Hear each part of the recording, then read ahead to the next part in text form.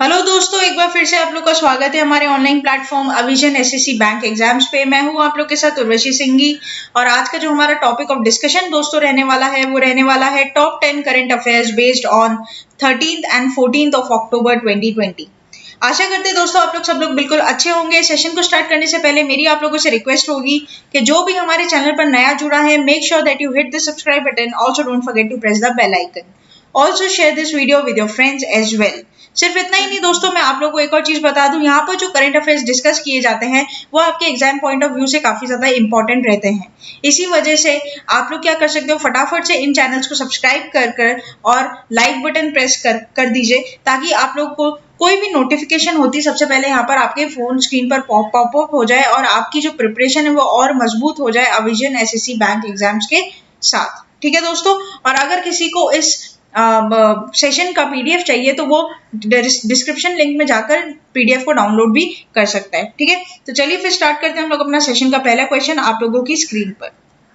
Who is the chairperson of Parliamentary Standing Committee on Information Technology? यहाँ पर आपको पूछ रहा है चेयरपर्सन का नाम, जो कि किसके है, पार्लियामेंट्री ऑफ स्टैंडिंग कमिटी। तो आपके पास ऑप्शंस है शशि थरूर, वीरप्पा मोइली, अधीर रंजन चौधरी और Mallikarjun खागरे।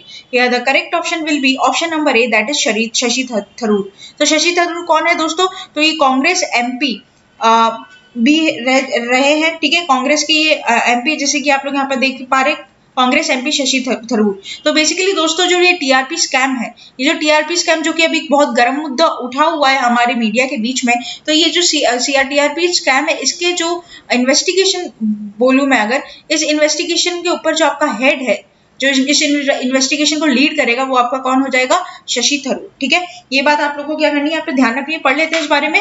The parliamentary standing committee on information technology which is chaired by the Congress MP Shashi Tharoor will look into the TRP issues and take into parliament as per the sources. The parliament is taking up the issue seriously and will be discussed in detail.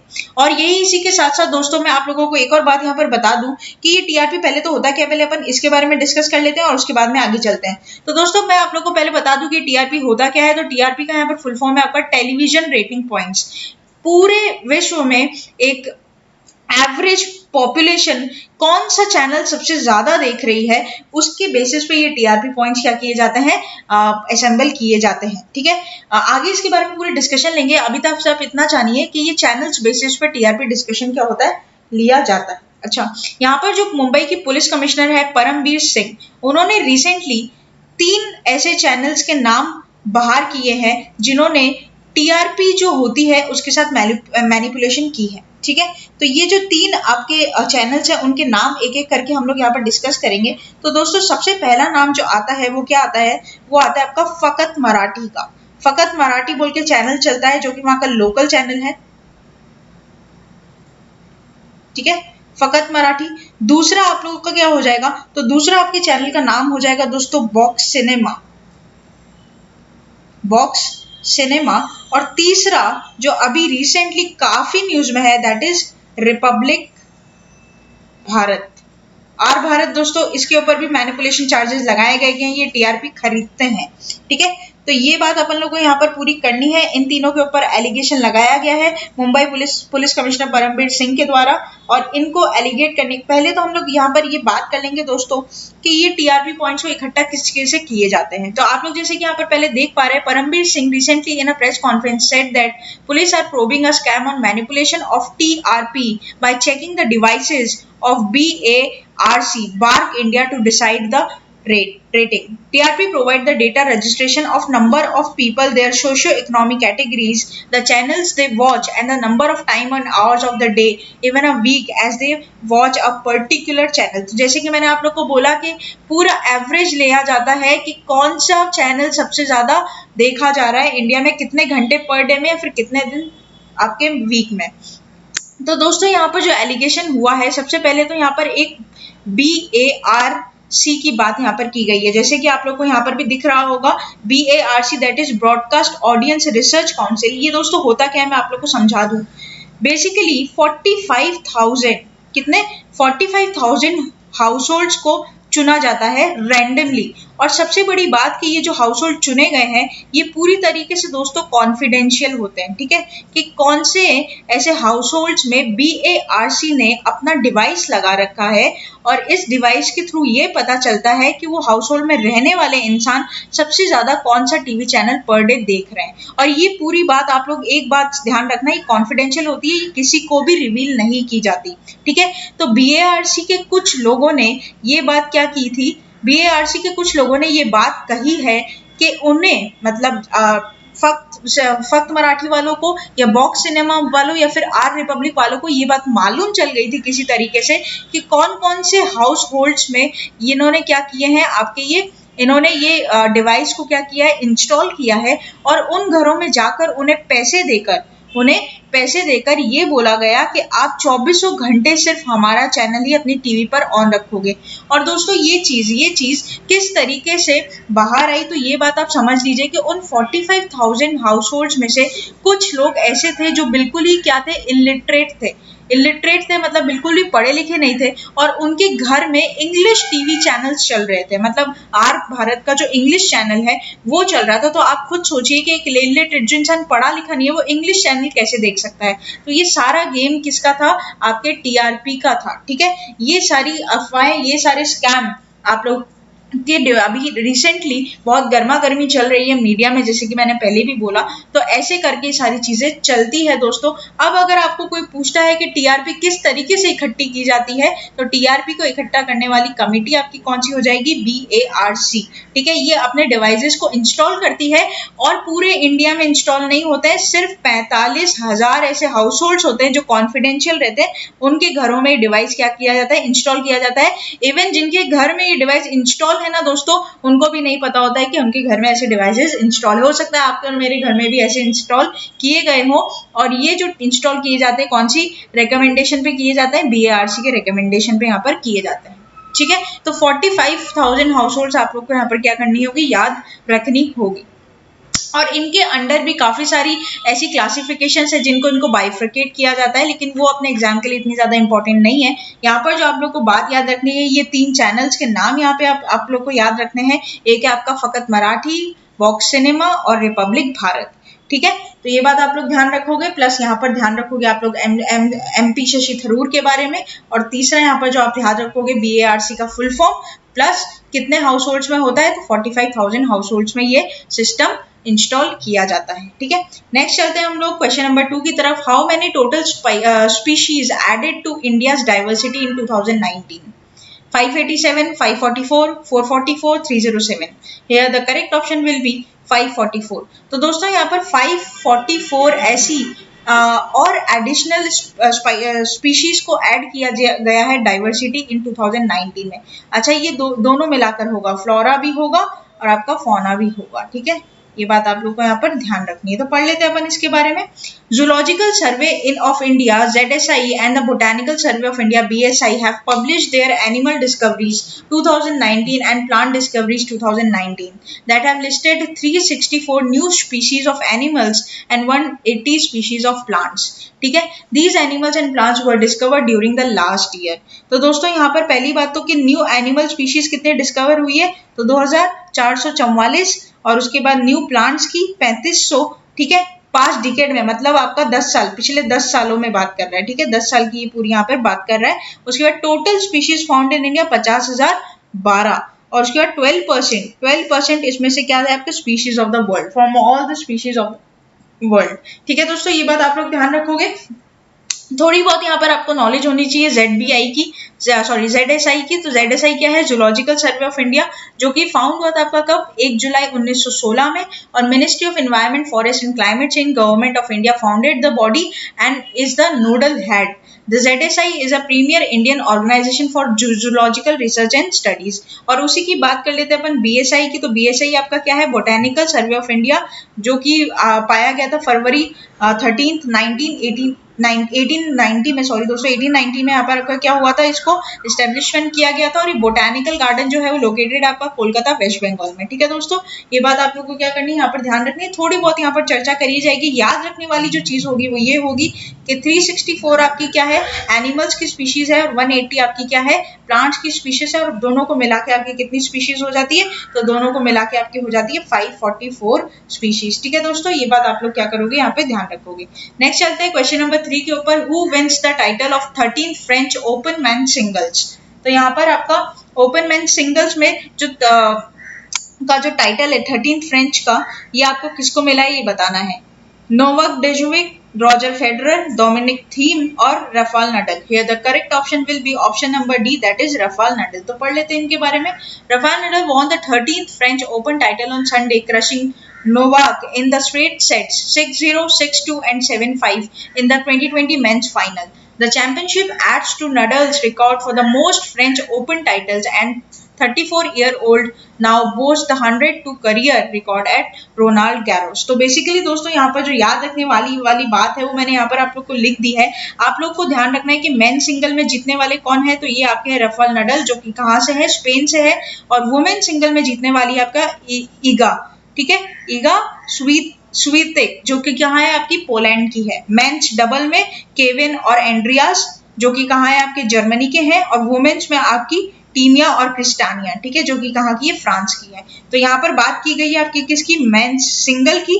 तो men single में आपके कौन है, Rafale, कौन है, Rafale. ठीक है, ये बात आप लोग को यहाँ पर क्या करनी है, ध्यान रखनी है एग्जाम पॉइंट ऑफ व्यू से। नेक्स्ट चलते हैं क्वेश्चन नंबर 4 के ऊपर। World arthritis day is globally observed on 10th October, 11th October, 12th October, 13th October. Here the correct option will be option number C, that is 12th October. 12th October हर साल 12 अक्टूबर को दोस्तों आप लोग को क्या मनाया जाता है, वर्ल्ड आर्थराइटिस डे। ठीक है, पढ़ लेते हैं।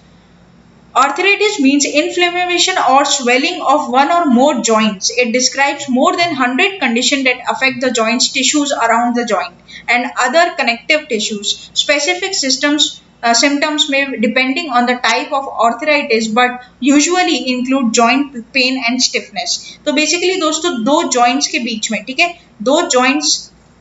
दो जॉइंट्स के बीच में आपका जो स्वेलिंग या फिर पेन होता है, कभी आपका मसल पुल हो गया या कुछ हो गया, कोई हड्डी वड्डी इधर से उधर हो गई, ऐसे करके जो होता है, डिस्प्लेसमेंट ऑफ बोन भी बोलते हैं जिसको, तो ये सब आपका क्या होता है, आर्थराइटिस पेन होता है दोस्तों। तो यहाँ पर आपको जो बात ध्यान रखनी वो कि ये जो डे था इसको स्टार्ट करने वाले कौन, आपके स्टार्ट कब हुआ था, तो arthritis and रियोमेटिज्म international ARI in 1996।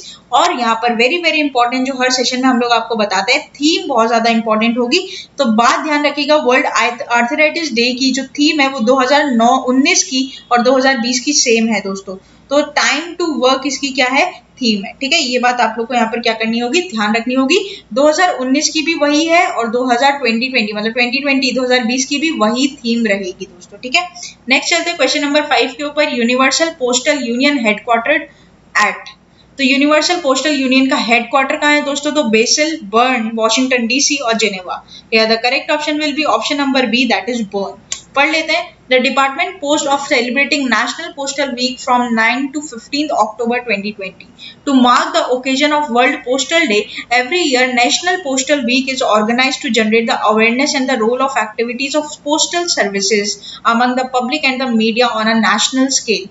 The online campaign will be organized to create awareness about new offering and availability of citizen-centric services in post office. तो बेसिकली दोस्तों आजकल तो सारा जमाना आपका मेल, मैसेज और व्हाट्सएप का हो गया, लेकिन उस बीच में भी आप लोग को किस तरीके से पोस्टल सुविधाएं आज भी हमारे देश में बहुत महत्वपूर्ण है, ये बात करने के लिए हम लोग नेशनल पोस्टल वीक मनाते हैं, जो कि कब होता है आपका 9 से लेकर 15 अक्टूबर को हर साल। ठीक है, ये बात आप लोग को क्या करनी होगी, यहाँ पर ध्यान रखनी होगी। ठीक है, बिल्कुल ध्यान रखिएगा। और देखिए जैसे कि आप लोग देख भी पा रहे हैं यहाँ पर नरेंद्र मोदी जी के द्वारा वर्ल्ड पोस्ट डे तो आपका कब मनाया जाता है, 9 अक्टूबर को। ये बात आप लोग को ध्यान रखनी है। सेशन को आप लोग फॉलो करेंगे तो आप लोग को पता भी चल जाएगा। 9 अक्टूबर को हमेशा क्या मनाया जाता है, आपका वर्ल्ड पोस्ट डे। और अपने इंडिया में नेशनल पोस्ट वीक मनाया जाता है आपका 9 से लेकर 15 अक्टूबर तक। नेक्स्ट चलते हैं क्वेश्चन नंबर 6 के ऊपर। First women chief justice K Usha belongs to which state. Rajasthan, Tamil Nadu, Maharashtra, Kerala. Here the correct option will be option number D, that is Kerala. तो केरला की जो फर्स्ट चीफ जस्टिस थी के उषा, जो कि पहली वुमेन थी, पहली महिला चीफ जस्टिस, उनका देहांत हो चुका है दोस्तों, उनका निधन हो चुका है। तो former chief justice of the Kerala high court justice K Usha passed away. She served as judge of 1991 to 2000, and when she was appointed as a chief justice to Kerala High Court from 2000 to 2001, Justice Usha became the first woman to join the High Court judiciary from the bar and became the chief justice. ठीक है दोस्तों, तो इन्होंने काफी ऐसी यहाँ पर मैं बता दूं आप लोगों को, इन्होंने काफी ऐसी मतलब प्रोग्राम भी स्टार्ट किए थे वुमेन एसोसिएशन के लिए, plus orphanage and home for destitute women, जो कि जिनका बेघर होती है जो महिलाएं। तो यहाँ पर जिसका नाम था श्री नारायणा सेविका समाजम, ठीक है, समाजन होगा ये। तो समाजन आप लोग यहाँ पर क्या करोगे, ध्यान रखोगे, इनके बारे में थोड़ा सा पढ़ लीजिएगा, एग्जाम के लिए इंपॉर्टेंट सिर्फ यही होगा कि आपको इनका नाम ध्यान रखना है। और ये कौन से स्टेट की थी, तो ये थी आपकी केरला की दोस्तों। ठीक है, ये बात आप लोग को यहाँ पर ध्यान रखना होगा। नेक्स्ट चलते हैं क्वेश्चन नंबर 7 के ऊपर। विच स्टेट गवर्नमेंट लॉन्चेस मुख्यमंत्री स्वरोजगार योजना। तो कौन सी ऐसी राज्य सरकार है जिसने रिसेंटली मुख्यमंत्री स्वरोजगार योजना क्या किया है, आपका लॉन्च किया है। तो Uttar Pradesh, Uttarakhand, Tamil Nadu, Punjab. Here the correct option will be option number B, that is Uttarakhand. तो दोस्तों पढ़ लेते हैं, उत्तराखंड के चीफ मिनिस्टर त्रिवेंद्र सिंह रावत ने लॉन्च किया आपका मुख्यमंत्री स्वराज योजना at the Veer Chandra Singh Garhwali auditorium in Dehradun. ठीक है, तो ये बात आप लोग को यहाँ पर क्या करनी है, ध्यान रखनी है। बेसिकली दोस्तों इसको जो लॉन्च किया गया था, इसका मेन एम क्या था, ये बात ध्यान रखो। तो यहाँ पर जो मेन एम था वो था to promote the self employment of the youth and promoting the production of green energy. ठीक है, ये बात आप लोग के लिए यहाँ पर क्या होगी, इंपॉर्टेंट रहेगी कि यहाँ पर इस स्कीम को लॉन्च करने का हमारा इनिशिएटिव था कि यहाँ पर प्रमोटिंग द सेल्फ एम्प्लॉयमेंट, कि खुद के मालिक खुद बनो इन द यूथ, ठीक है, माइंड में यूथ के, और promoting the production of green energy. The targeted beneficiaries include the youth and migrant worker to return to home after leaving the jobs in various parts of the country due to the pandemic. अब pandemic की situation में काफी लोगों की नौकरियां जा चुकी, काफी लोग बेरोजगार अपने घर पे बैठे हैं, तो उनके मन में यही है कि कुछ ना कुछ ऐसा काम करे कि क्या हो सके, इंडिया का फायदा भी हो सके, प्लस अपने खुद के सेल्फ एम्प्लॉयमेंट के लिए उनको यहाँ पर क्या करना होगा, काम करना होगा। ठीक है, ऐसा इन्होंने क्या किया है, ये प्रोग्राम को लॉन्च किया है इसी बेसिस को सोचते हुए। नेक्स्ट चलते हैं क्वेश्चन नंबर 8 के ऊपर। Who recently announced that government have abolished the interview for recruitment in government jobs. तो कौन सी ऐसी गवर्नमेंट कौन ऐसे बोला, किसने ऐसा अनाउंस किया था, बेसिकली कौन से ऐसे शख्सियत हैं जिन्होंने ये अनाउंस किया है कि अब गवर्नमेंट क्या करेगी, इंटरव्यू नहीं लेगी गवर्नमेंट जॉब्स के लिए। रिक्रूटमेंट पे जब इंटरव्यू होते हैं अब उनको क्या कर दिया जाएगा, अबॉलिश कर दिया जाएगा। तो नरेंद्र मोदी, पीयूष गोयल, जितेंद्र सिंह और Manoj Sinha. Here the correct option will be option number C, that is Jitendra Singh.